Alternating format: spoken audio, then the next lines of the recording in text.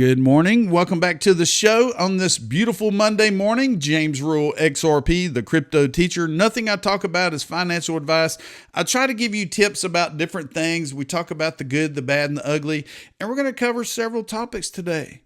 Are we going to get rate cuts this week? Are we going to see a boom in the stock and crypto market? We don't know yet. We're just going to have to wait and see. I think in a couple of days, hopefully we'll get either a quarter or a half a percentage rate cut, and we'll find out. So follow me on X at RuleXRP, and we're going to go over some things. We're going to have a good time. We're going to look at numbers. We're going to look at some news, and we're going to look at other things. So today's episode is sponsored by one of my paid sponsors, iTrustCapital. I've had an IRA with iTrustCapital since 2020. I've had a premium custody account for about half a year now, and I trust iTrustCapital. A member of the community contacted me yesterday and said, James, how do I roll over an old 401k into an IRA with iTrustCapital? So if you go to my splash page below and you click on Learn, you can go to the video playlist, and it's going to show you how to. It's going to show you walkthroughs, how to get set up. It's easy. It's simple. There's no monthly fees.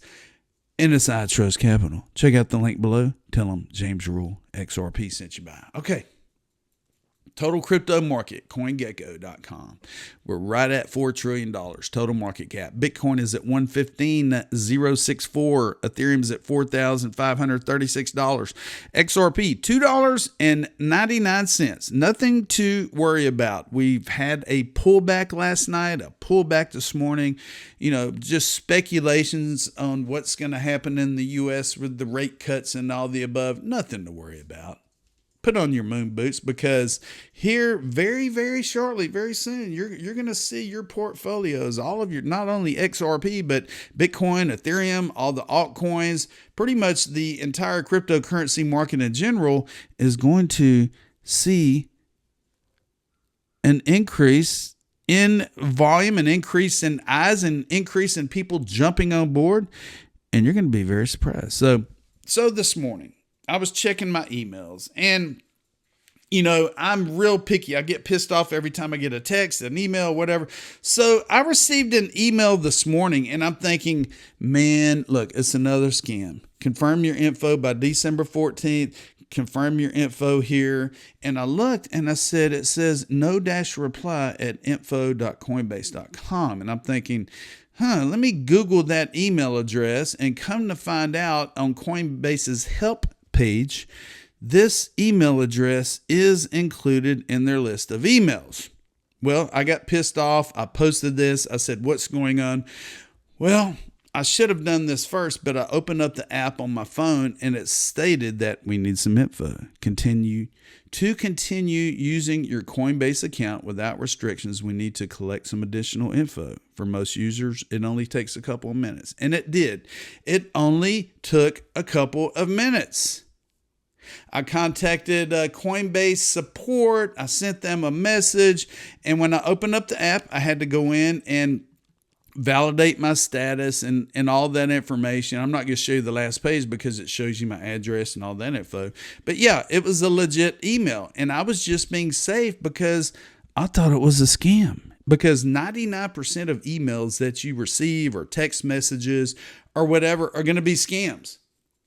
And this is an example of researching what is real and what is not real. Had I not opened my Coinbase app, I would have taken this as a scam. And 99% of emails are scams.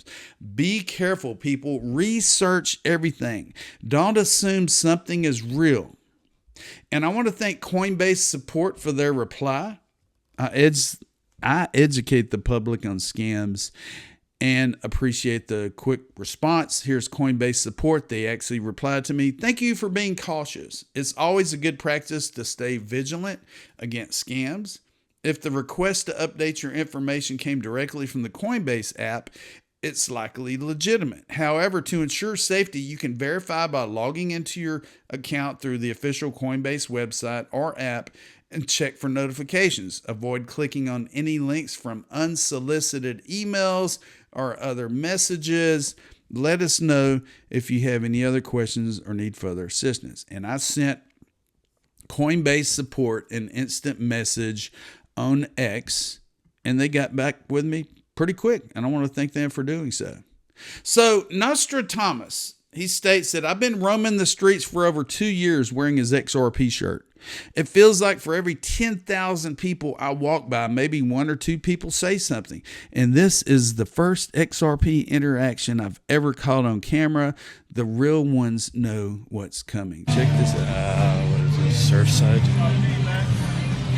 XRP, baby. What's up? Hey, now. The real ones now. You're good.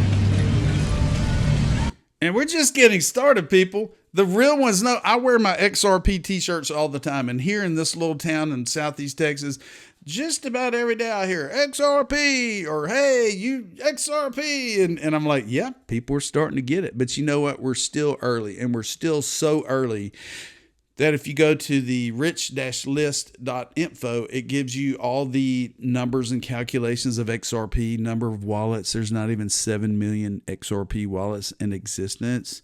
And it gives you the rich list. To be a 10%er, you need 2,700 or 2,373 XRP. It goes through, it shows how many wallets for each category.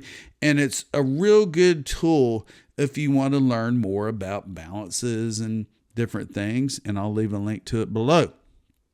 So yesterday, I posted one of the text messages I received, and it said, Coinbase. They can't even spell Coinbase right. We received a request to disable your two-factor authentication. If this wasn't you, call this number. I said, y'all can go F yourself. So Ray Fuentes, my good buddy, he posted this. Public service announcement. Phishing campaigns are spiking. If you get a Coinbase text or email, assume it's fake.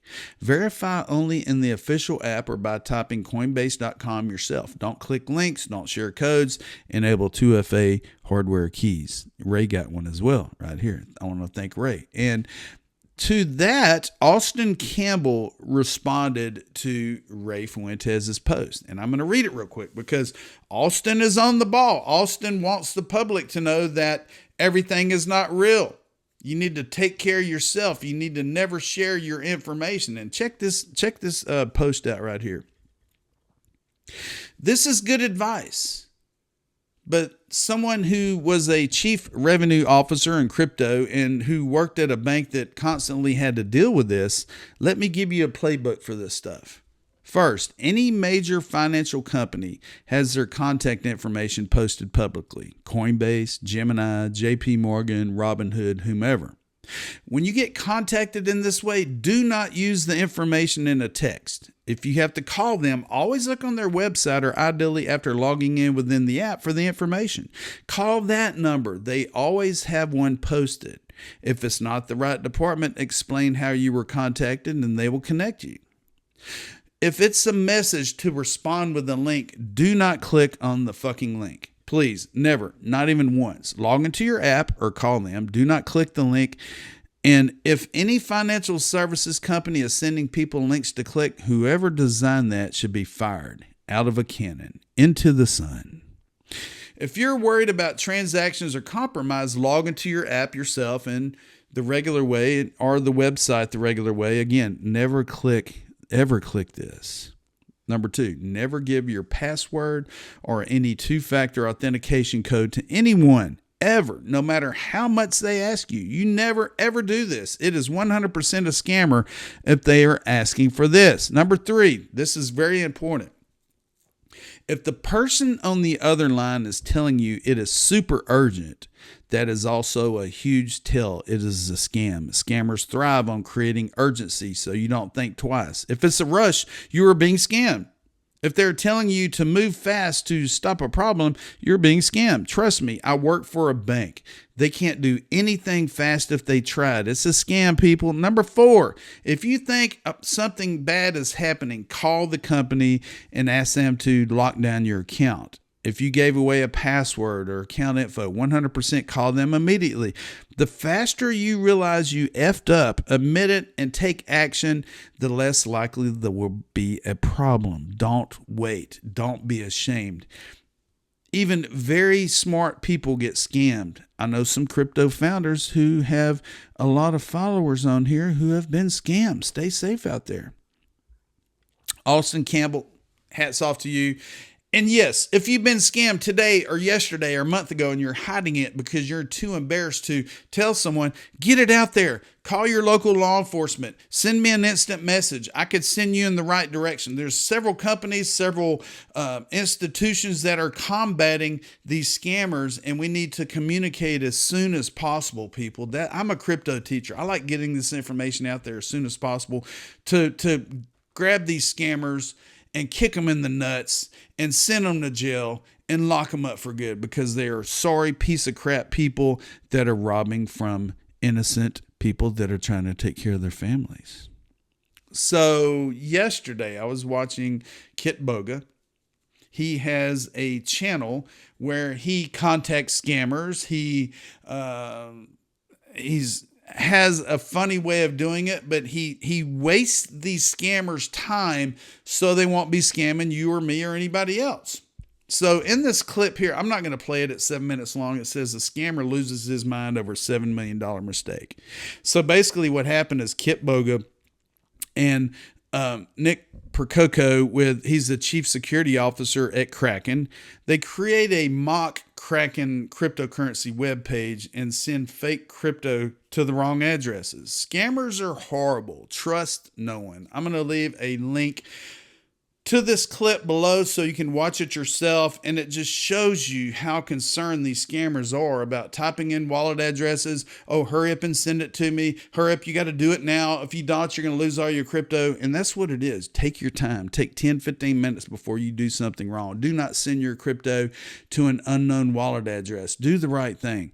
Be smart. Be patient. Don't get in a hurry because you'll make a mistake. So the new SEC is taking a friendlier approach. And Donald Trump's new SEC appointee scraps aggressive enforcement agenda. And we're going to look at this real quick. Paul Atkins is the new SEC chair, and he is totally flipping the script compared to the old piece of crap Gary Gensler that was getting paid off by the banks, that was anti-crypto, and then all the above. So right here, we're going to look at this article real quick that was released on Financial Times. And it states that the head of Wall Street's top watchdog is moving to scrap the aggressive enforcement agenda pursued under former President Joe Biden, pledging to give businesses notice of any technical violations before regulators bash down the door. Paul Atkins, who this year was appointed chair at the Securities and Exchange Commission by President Trump, told Financial Times in an interview in Paris that the agency was geared to go after crooks. If you lie, cheat, or steal from your investors and steal their money, like disgraced former financier Bernie Madoff, we'll leave you naked, homeless, and without wills, Atkins said, quoting a sign posted in the office of his first SEC boss, Richard Breeden.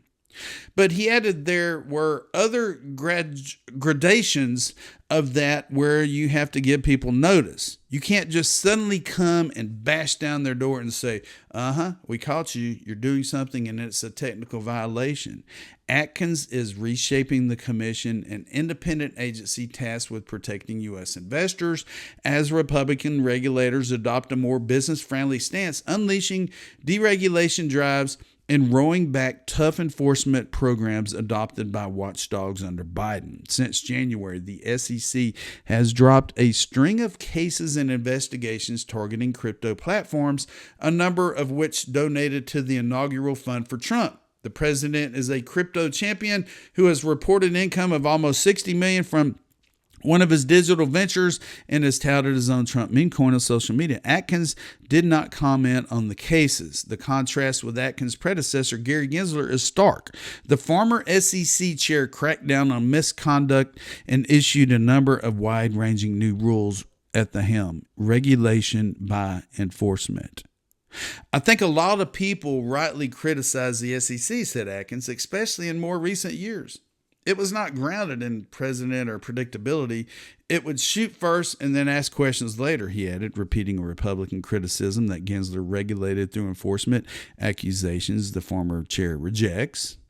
So they're saying they're going to take a better approach to companies, to organizations that are trying to make the world a better place. And they're going to give them, I guess you can call it a sandbox, give them time to prove themselves without saying, no, you're in crypto. You can't do this. We're going to sue you and you need to stop doing what you're doing.